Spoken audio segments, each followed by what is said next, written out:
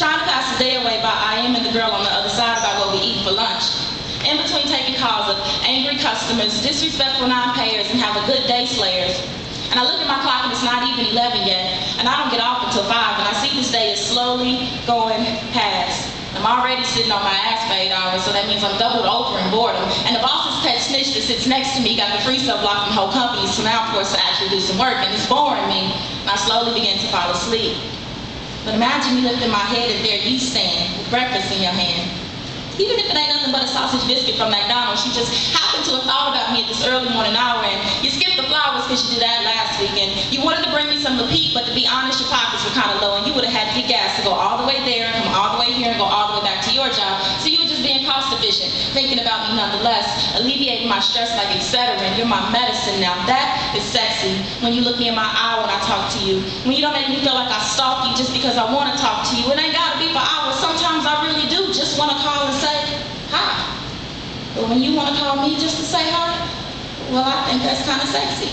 When you let me respect your space, when you respect my space like it were your password and login, when you don't try to make me like you, and you don't try to make me screw you, and you don't try to impress me with your cash. Sweetie, I'm 30 years old, I got my own stash. All I prefer is that you have a reliable car in your own home, whether you rent to buy, or rent to own. I just want you to have a couch that I can sit on. It's sexy when your closet has jeans, slacks, and pants. It's sexy when your brain does a seductive forbidden dance with mine until you have me twisting in my chair and wetting up my baby blue pair of Victoria's Secret very sexy 3 for 30 panties, all because your conversation extended from that of the presidential election to the war on crime to little babies in Kenya that can't afford a dime to the dirt to silence the grumbles in their bellies. Ain't it sexy when you can stimulate my mind? When you understand that I'm not putting you down, I'm actually trying to help you reach the sky by showing you how far behind you are. That is, of course, if you are behind. When you don't rule out all these good attributes of mine because my skin's not light enough or dark enough. When you don't ignore me because I don't fall into your P. Diddy standards. It's sexy when you know I'm really not a video vixen. I am a soul food fixin', ghetto high-class mixing woman to the 3rd degree, and I'll be your Vanessa Del Rio in the sheets. It's sexy when you know how to reserve that ski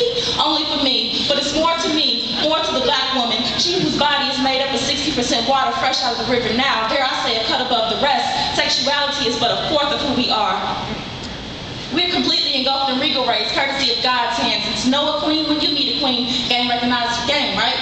Real talk, to know a queen when you meet a queen, when you first see a queen. Now, she ain't always got her crown on, but to know her and to love her means to treat her with the same complimentary, honorable praise that you would expect your mother, the giver of your life, to receive. I don't care if you don't even like her, she's the reason that you're here. And if you're that unhappy with life, you don't need to be dating anyway. But the same respect your mother deserves, she deserves, and she deserves, and they deserve, and I deserve. We are queens. I know it may sound cliche, but so is saying that it's so cliche. We bought the right to see your respect until otherwise noted. The moment we birth you, no anesthesia, no doctors, no nurses, nothing but the other Mamie that worked the cotton fields next to us. 8-pound baby boys born in blistering heat, our uterus contracting to push pain through our nerves to birth kings. It took time and pain to birth out of future kings. A baby king, born with your crown flipped over to the side, had a freed slave feeling like her body was in bondage. Jesus' son kissed the sky for those who didn't survive the extremities of a breach. Some kings come out feet first, kicking and screaming, and y'all don't stop until you die. But it is I, it is us that got you here. I deserve your respect. We deserve your respect. We shouldn't have to earn it.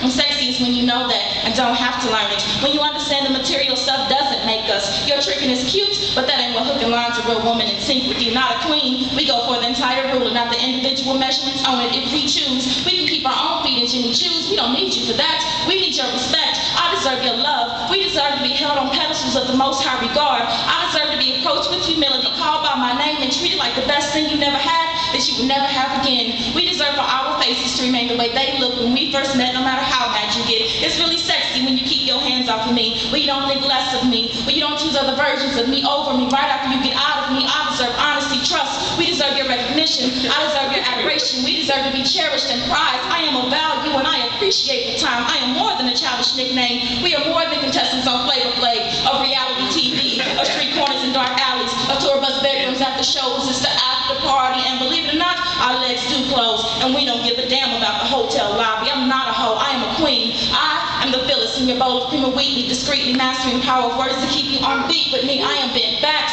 tired ankles, swollen bellies, and small hands with fingernails, and still manage to be painted in the midst of tying Trayshawn shoes, and combing Keisha's hair, and working on Tom's clock, and paying out money to sale before I could feed my own mouth, all without the help of a should-have-been king who dropped his crown and picked up a court jester hat on his dodge out of the town of responsibility. And I and none other than she who takes that knife out of my kids' backs. I deserve your respect. We deserve your respect. We shouldn't have to earn it. And when you know that, when you know a queen, when you meet a queen, knowing how to treat a queen as such will come natural. And it usually does when you're dealing with a king, a sexy king who knows where his throne is.